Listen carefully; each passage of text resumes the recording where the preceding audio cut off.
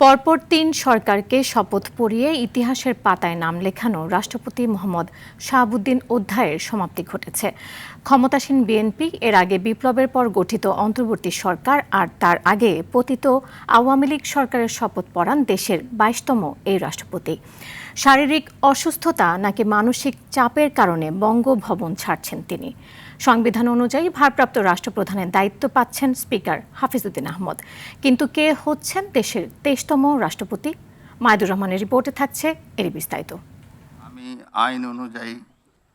আইন অনুযায়ী সরকারের প্রধানমন্ত্রী পদের কর্তব্য। চলতি বছরের ১৭ ফেব্রুয়ারি সংসদের দক্ষিণ প্লাজায় তারেক রহমানের নেতৃত্বাধীন বিএনপি সরকারকে শপথ পড়ান রাষ্ট্রপতি মোহাম্মদ শাহাবুদ্দিন। এর আগে গণ অভ্যুত্থানে স্বৈরাচার আওয়ামী লীগের পতনের পর ডক্টর ইউনূসের নেতৃত্বাধীন অন্তর্বর্তী সরকারের শপথ পড়ান এই রাষ্ট্রপতি। একই বছর ২০২৪ সালে শেখ হাসিনার আওয়ামী লীগ সরকারেরও শপথ পড়ান তিনি। পরপর তিনটি পৃথক সরকারকে শপথ পাঠ করানোর ঘটনা দেশের রাজনৈতিক ইতিহাসে এক বিরল নজির। বঙ্গভবনের রাজপ্রাসাদ থেকে প্রশাসনিক করিডোর সবখানে এখন পরিবর্তনের সুর। বিশ্লেষকরা বলছেন, বর্তমান রাষ্ট্রপতি অধ্যায়ের পরিসমাপ্তির মাধ্যমে সমাপ্তি ঘটতে যাচ্ছে শেখ হাসিনা আমলের শেষ প্রাতিষ্ঠানিক লিগাসির, যা বর্তমান সরকারের জন্য তৈরি করবে দুশ্চিন্তা মুক্ত ও স্বস্তিকর এক রাজনৈতিক পরিবেশ।